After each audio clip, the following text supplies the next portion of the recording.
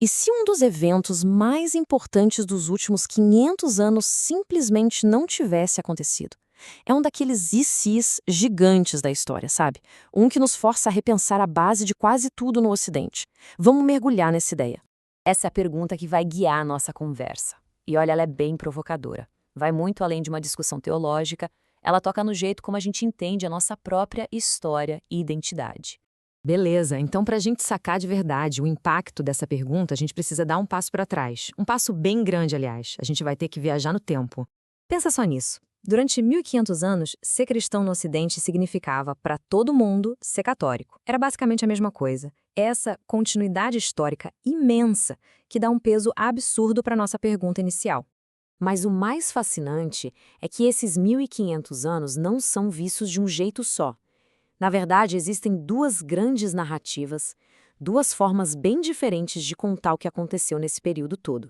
A linha do tempo é a mesma para todo mundo, claro, mas os momentos cruciais, esses são vistos de jeitos completamente opostos.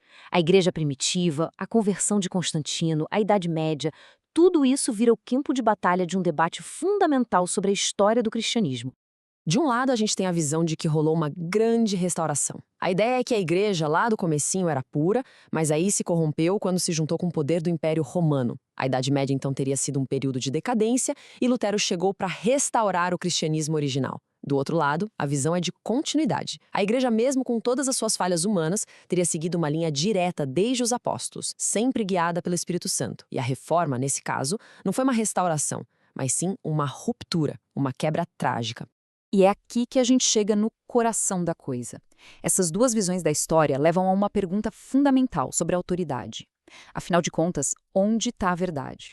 A resposta que a reforma deu para isso se resume em duas palavrinhas em latim: sola scriptura, ou seja, somente a escritura. É a ideia de que a Bíblia, e apenas a Bíblia, é a autoridade final, jogando fora séculos de tradições que eram vistas como invenções humanas. A diferença aqui é gritante, né? A visão protestante se apoia em um único pilar, a Escritura. Já a visão católica é como se fosse um banquinho de 3 pernas, sabe? Ela se apoia na Escritura, na tradição que veio dos apóstolos e no magistério, que é a autoridade da própria igreja para interpretar as duas primeiras. Só que esse princípio de somente a escritura acaba levando a uma pergunta histórica que é inevitável, um ponto que a perspectiva católica sempre vai levantar. E a pergunta é essa. Ok, se a Bíblia é a única autoridade, quem foi que teve autoridade para decidir quais livros deveriam estar nela para começo de conversa? Como a gente sabe que são esses livros e não outros? Um ponto-chave que a gente não pode esquecer é que a Bíblia não caiu do céu prontinha com capa de couro e zíper. Ela é uma coleção de livros, uma biblioteca, na verdade, escrita por autores diferentes em épocas diferentes. E esse processo de juntar tudo levou séculos. Primeiro, os textos foram escritos. Depois, eles começaram a circular entre as comunidades. Aí rolou um debate longo para decidir quais eram inspirados por Deus ou não. E, finalmente, lá no finalzinho do século IV, foram concílios da igreja que bateram o martelo e definiram a lista oficial de livros que a gente conhece hoje.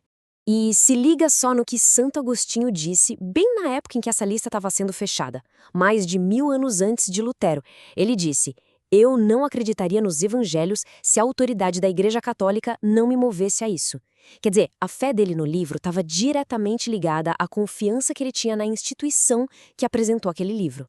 Isso tudo nos leva para uma metáfora muito legal, que ajuda a gente a entender a perspectiva católica sobre como a fé funciona ao longo da história.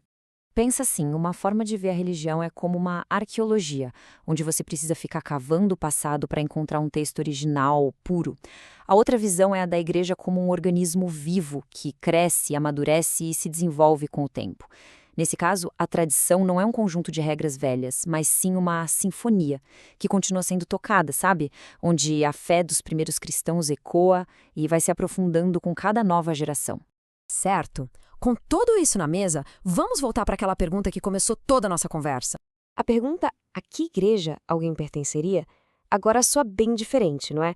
Depois de todo esse contexto.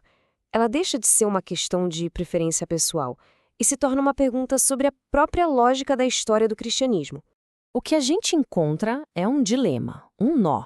Se o pilar da reforma é a autoridade única da Bíblia, Mas a própria Bíblia, como a gente conhece, foi compilada e protegida pela autoridade da Igreja Católica, então existe uma dependência histórica e não tem como negar. É como tentar separar o fruto da árvore que o gerou. E é com essa reflexão que a gente encerra. Se a Bíblia é historicamente um livro da Igreja, será que é possível ter um sem o outro? Não é uma pergunta com resposta fácil de jeito nenhum, mas ela vai direto no coração da grande divisão da história do cristianismo no Ocidente e nos deixa pensando nessa relação que parece inseparável entre a mensagem, o mensageiro e a história.